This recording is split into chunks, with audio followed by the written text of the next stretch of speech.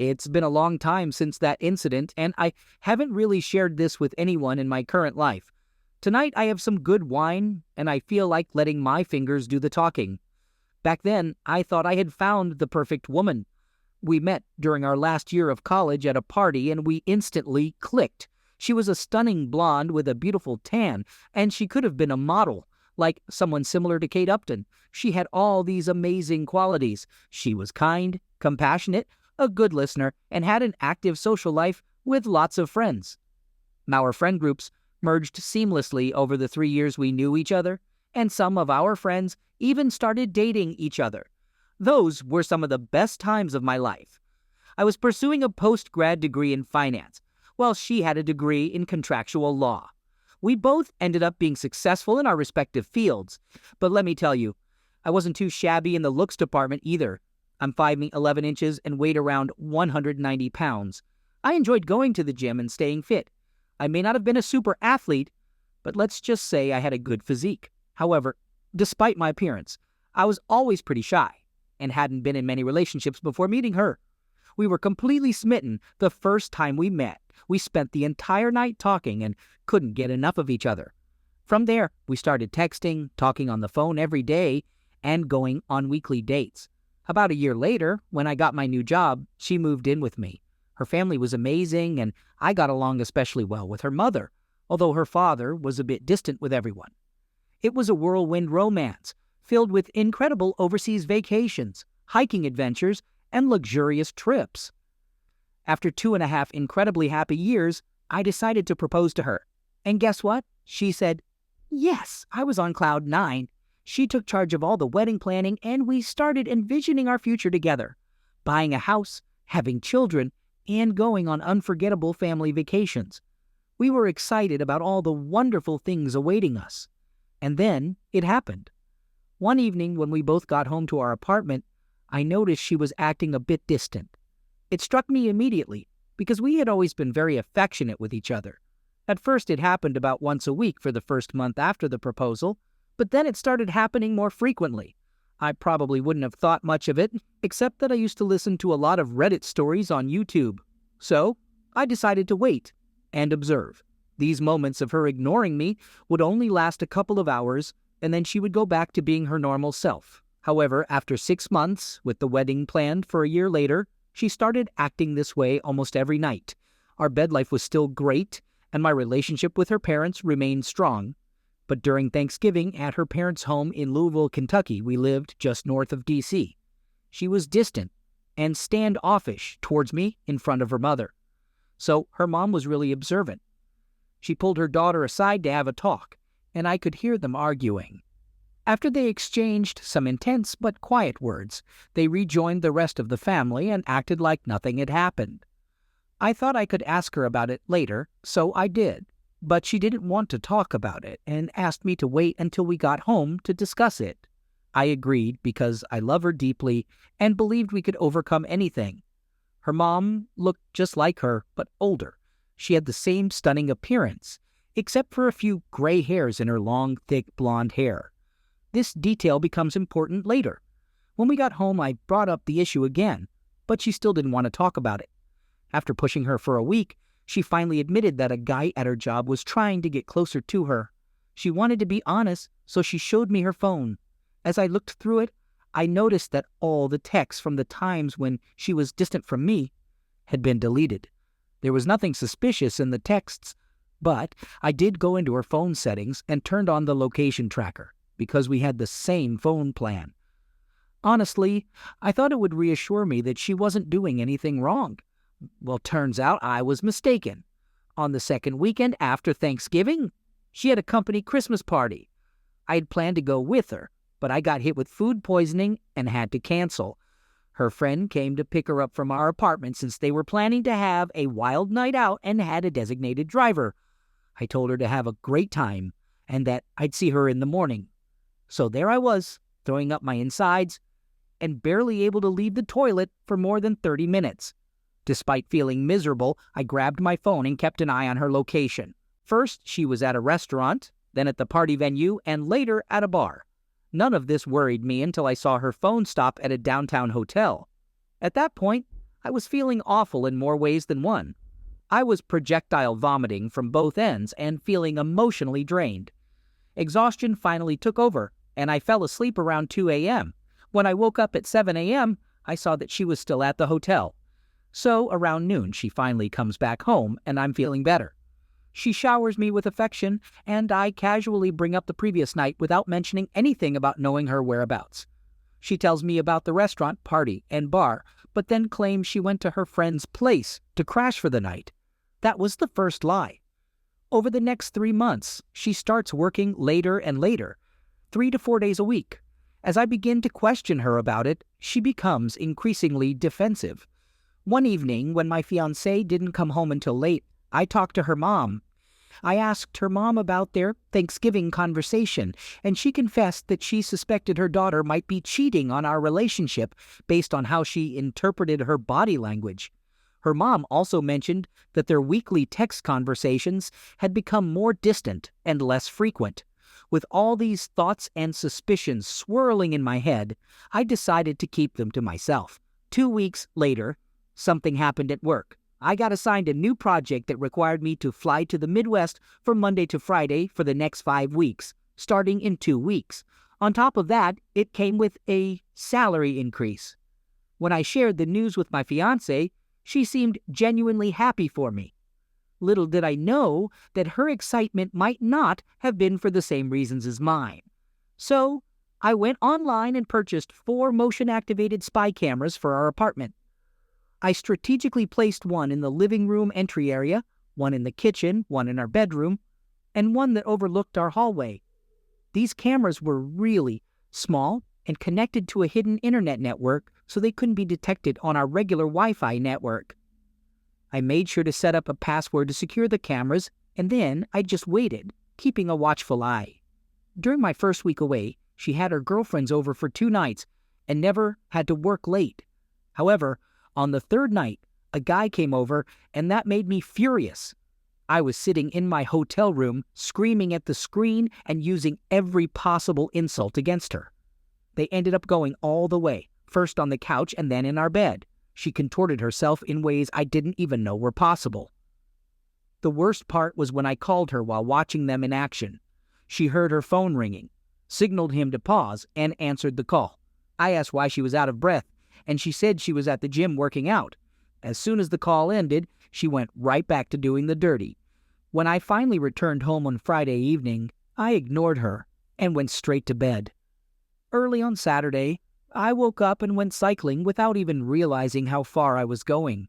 I was so upset that I ended up biking over 50 miles from our apartment. My longest ride before that was only 30 miles, but that day I managed to go 105.6 miles. When I returned, completely exhausted, I took a shower. Later that evening, she and I went out with our friends, had a good time, and consumed quite a bit of alcohol. Is it considered an act of breaking up when the person you're about to break up with is completely unaware? I was feeling overwhelmed inside. Emotions of heartbreak, anger, rage, and betrayal were swirling around in my heart and mind. It hurt so much because I loved her deeply. It was hard to believe that she, who used to be so attentive, seemed completely unaware of what I was going through. Finally, I opened up to one of our mutual friends, and he revealed that they all knew about the situation for months. I was shocked to hear that they had been aware, yet nobody bothered to say a single word to me. That's why they gradually stopped inviting us to hang out with them. Looking back, I realized that about 3 months earlier, the invitations became fewer and fewer for me.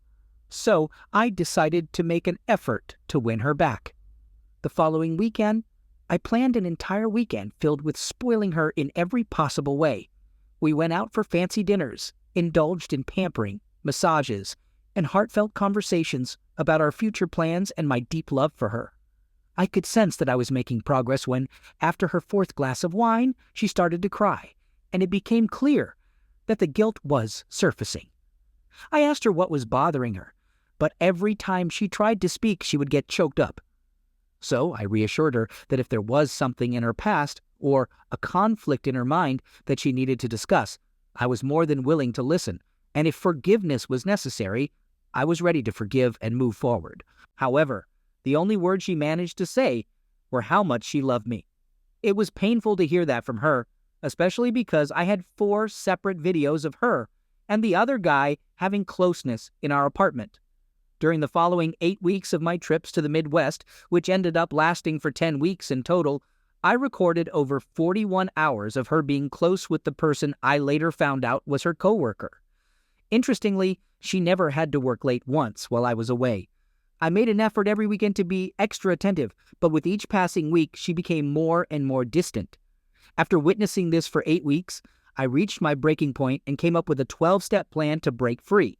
The first step was to gather evidence of her behavior. Then I needed to get her out of the way to execute my plan, so I came up with the idea of a 2-week getaway trip for us to an all-inclusive resort in Barbados. She was thrilled about it. However, a week before the trip, I claimed that I couldn't go and suggested she take a friend instead. I knew it was over when she showed no disappointment in my cancellation. Little did she know, I had already arranged for her coworker to accompany her on the trip. Next, I needed to terminate our apartment lease, which conveniently expired 3 days into her trip. Since I was the sole signer on the lease, it was within my control. Additionally, I had to find a job in another town. Luckily, the company I had been assisting in the Midwest offered me a job with a slight salary increase. Finally, I had to find a new place to live, which I managed to secure in the aforementioned location. When she's gone, here's what I plan to do. Take her to the airport and return home to pack all her belongings on the same day. On Saturday, get a new phone number, change my phone and email, cancel all social media accounts. On Monday, completely separate our finances by withdrawing all money from our joint accounts, closing them, and putting her share in an envelope packed with her things. Also on Monday, arrange for movers to pack up all my belongings and have them shipped out west. I would take all her belongings to her mother's house, which was about 600 miles away. Thankfully, everything she owned fit in the back and bed of my F-250 crew cab. From Tuesday to Saturday, I would give the evidence to her mother and start my new life. I wanted to make sure I didn't do anything illegal, so I made sure nothing of hers went missing. It was incredibly difficult to pack up all her things neatly, and I've never cried so hard in my life. I've read countless stories on Reddit about significant others promising to change after being caught, but they never really do. My hope was that she would genuinely confess so we could forgive and move forward, but she never did. She came close on 2 occasions, but her secret was too difficult for her to reveal. On Tuesday morning, I left our apartment north of D.C. for the final time. It took me 10 hours to reach her mom's house. What happened when I arrived at her mom's house caught me off guard. I got to her mom's house around 8 in the evening. Since I showed up without prior notice, I thought it would surprise her. Since they lived in a gated community, I had to buzz her house from the front gate. As I drove up, she was waiting for me outside. As soon as I approached her, I could see that she had been crying. I asked her what was wrong, and she hugged me while sobbing. She told me that she suspected her husband was cheating on her with a younger, slimmer, and more attractive woman. I was completely stunned and just held her for about 10 minutes. Her tears and runny nose soaked my right shoulder. Once she finally composed herself, I asked if we could go inside and talk. We went in, and I inquired about her husband's whereabouts. She mentioned that he claimed to be going fishing with his friends at a remote cabin an hour away. Then she added, "He hates fishing." She shared all the signs she had picked up on, and it seemed like it had been going on for about a year. So we did a bit of research and found a credit card charge for a luxurious 5-star hotel that was only 20 minutes away. A call later confirmed that her husband was indeed there, having a 4-night rendezvous with his mistress. 2 peas in a pod, I said. She responded with confusion, and I repeated, 2 peas in a pod. I explained that her husband was cheating on her and our daughter was cheating on me. That's why I came here to drop off her belongings and move out. I showed her the evidence I had compiled in a binder, with screen captures of everything. After flipping through the first few pages of the evidence, she looked at me in disbelief. We embraced each other and cried for a solid 30 minutes. Then she told me to stop crying and suggested that we drown our sorrows by drinking 3 bottles of Moscato and fooling around in every room of the house. She grabbed 2 wine glasses and a bottle of Moscato wine and headed out to their private pool deck. She asked me if I was joining her out there or if I wanted to seek some revenge. Now, I won't go into too much detail because I don't want to get too explicit. But that night, and for the following 3 days, we had love nonstop. I explored every part of her beautiful body, and we must have reached climax together at least 25 times during that period. Once those days came to an end, we bid a passionate farewell, and I drove off to my new destination. She kept me updated on everything that happened when my now ex-fiancé returned. The day my fiancé returned was unforgettable. I had canceled my phone that morning, so when she landed and tried to call for a ride, it showed that the phone was disconnected. It turned out she had her lover give her a ride home. He dropped her off and left. When she arrived at the door, a couple she didn't recognize, new tenants, answered, and she freaked out. She made numerous attempts to call me, but since my number was no longer active, she couldn't reach me. She ended up staying with her girlfriends for a while, as her coworker was already married. In her panic, she called her mom, who informed her that I had come down and delivered all her belongings, including her money, which was now 600 miles away. Her mom didn't mention that she had been close with me more in 3 days than my fiancé and I had been in the last 6 months. However, she did reveal that she knew about her cheating on me and that I had found a new job, a new place to live, and a new career far away from her and our so-called friends. Her mother also mentioned that she was separating from her father due to infidelity. It seems she cried for days and even took a week off from work, but unfortunately, she sought solace in the arms of her married lover. Her mom never disclosed my whereabouts to her. I had completely severed ties with that chapter of my life. The only connection I still had to that past was through my fiancé's mom, and she has kept our secret to this day. My fiancé was ghosted big time. Update. When it comes to the timing of the events that allowed me to leave her, a lot of it was incredibly fortunate. The lease ending, finding a job, and the phone plan coming to an end all happened at the right moment. If any of these things had been different, the outcome could have been very different as well. Now, let's talk about what happened afterwards. My ex-fiancé's mother and I stayed in touch for several months because we both experienced the loss of our relationships and sought a sort of revenge against our significant others. However, neither of our respective partners found out about what had transpired between my ex-fiancé's mother and me. After 7 months in my new location, my ex-fiancé's mother eventually came to visit me. But I want to clarify that, much to the disappointment of many of you, we only talked. We both felt regret for what had happened between us, recognizing that it was a result of the past and the intensity of the moment, many intense moments, to be exact. She mentioned that her daughter knew she knew my whereabouts and was very upset that she wouldn't reveal my location. She asked if she could tell my ex-fiancé where I was and provide her with a way to contact me. However, I requested that she refrain from informing her because I had moved on to my new life. Ex-fiancé's mother and I had lengthy conversations about the possibility of her and her significant other reconciling and working things out. She shared that her husband was deeply remorseful and confessed everything. It was overwhelming for her, and she asked him how he planned to regain her trust.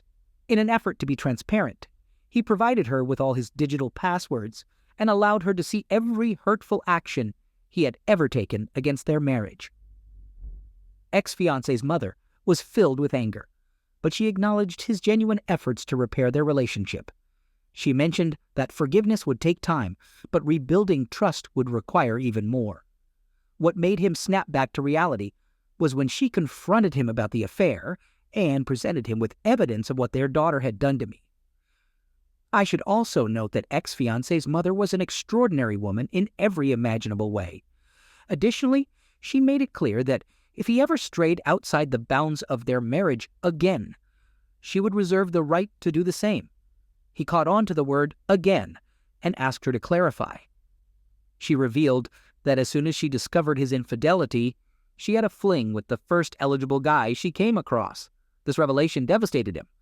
Ex-fiancé's mother shared that they both cried a lot and decided to separate temporarily, allowing each other time to gather their thoughts and determine if they wanted to fight for their marriage. Eventually, they sought marriage counseling and, as of May 2020, they are still together. Now, as for my ex-fiancée, she was devastated by what I had done to her. When she finally went to her parents' place to collect her belongings, she was confronted with evidence of the affair, which left her extremely embarrassed. Ex-fiancée's mother had to edit the binder, removing inappropriate pictures to spare her father from seeing them. Nevertheless, my ex was crushed. It wasn't until months later that she discovered her mother had my contact information. She begged her mother for it, causing significant strain in their relationship. However, her mother also warned her that if she attempted to find me or contact me, I would release all the evidence permanently on the internet. This insistence from my ex-fiancée to obtain my information is what ultimately led her to come and see me. She was also upset about her parents going through difficulties in their marriage. According to her, her ex-fiancé was depressed for several months and sought counseling to cope with it. As soon as she returned from her parents' place in Louisville, Kentucky, she ended the affair with her co-worker and started looking for a new job. Recently, in December 2019, I learned that she got married and now has 2 beautiful twin daughters with a good man. According to her mother, she still resides in the D.C. area and works from home, thoroughly enjoying her new life. I'm glad she was able to turn things around and find happiness again.